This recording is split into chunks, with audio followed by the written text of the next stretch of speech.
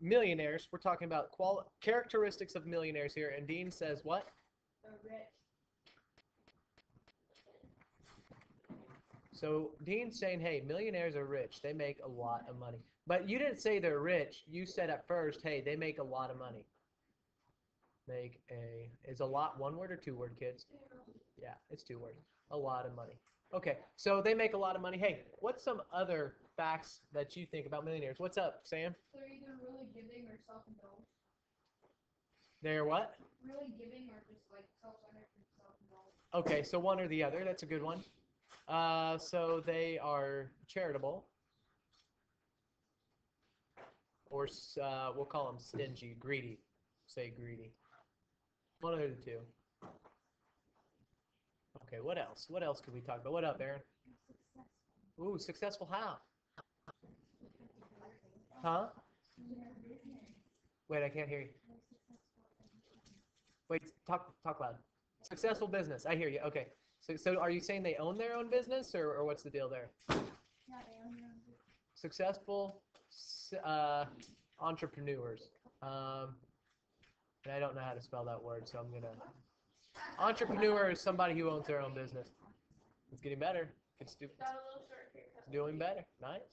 Okay.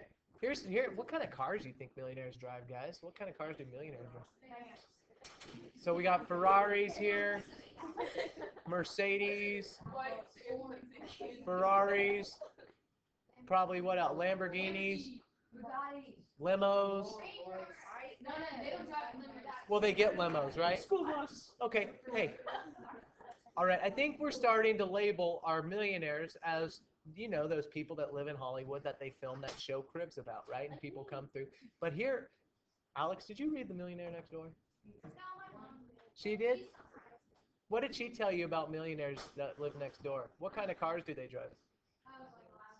You guys ready for this? This stuff's important. This stuff's important.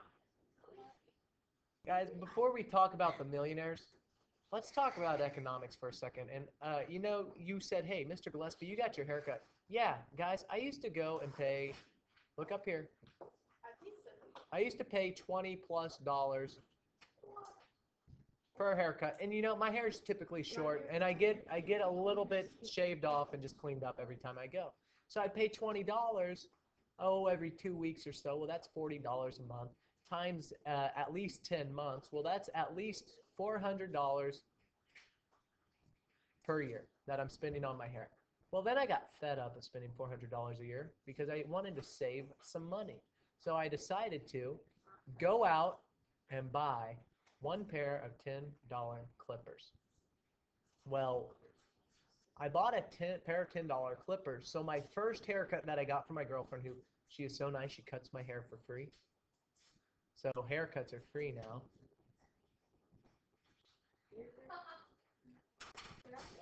It's okay, you'll survive. You can put it together with your brain. So my haircuts are free. However, my $10 pair of haircuts, if you think about it, get cheaper with each haircut. So if I got one haircut from her, my haircut cost me $10. So one haircut cost me $10. However, if I got a second haircut, if I had two haircuts, my haircut now drops down to $5 per haircut. So my first haircut now costs $5, and my second one costs $5. So all I'm doing is dividing 10 by the number of haircuts that I get. So my third haircut, the price of my clippers dropped from $10 to how much per haircut? 10 divided by 3 is at least what? 3 point something, right? So my haircuts are now becoming about $3. Well, let's look at another one. We'll say, hey, what if I got 4 haircuts? If I got 4 haircuts, my haircuts cost what now? Huh?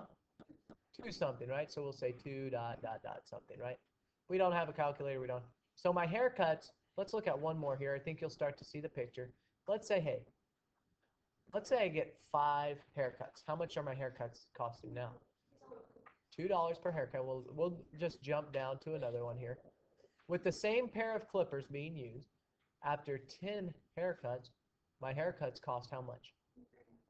$1. They'll never be free But you can see, as long as I keep getting haircuts here, guys, here's my next question. Somebody solve this one for me. If I were to get 100 haircuts with the same pair of clippers, huh? 10 cents. Say that again? 10 cents. Have you calculated it out? You know that for a fact? Yeah, I know. Okay, so I have, my haircuts cost me 10 cents now, absolutely, right? So, because every 10, I'm dropping 10 times. So now I'm down to 10 cents in value.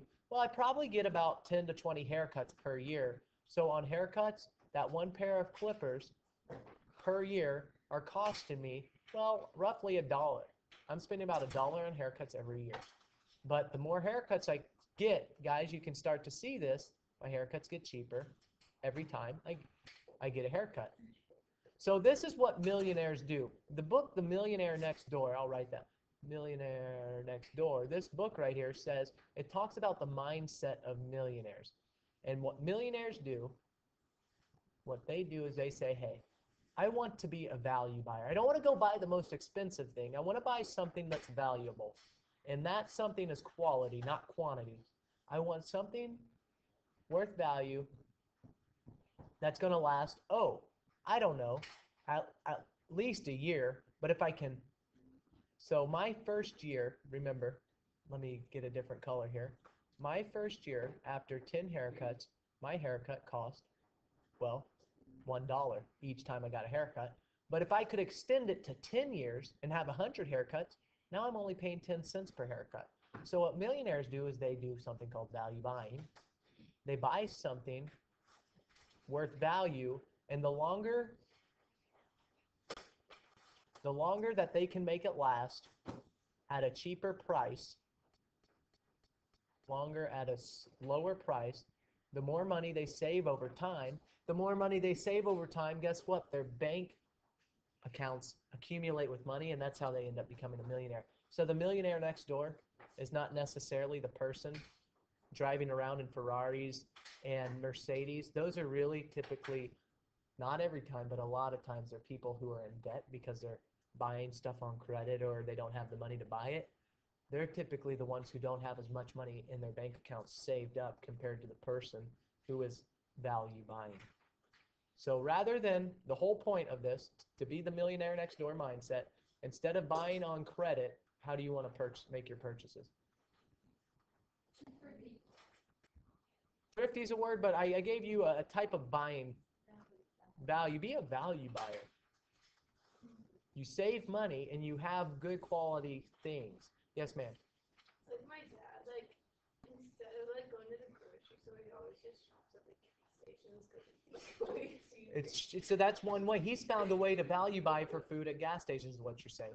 So there's different ways. You don't have to just make it paper clips, and be creative with what you purchase. Hey guys, I need to get you your test back now and we'll get more serious.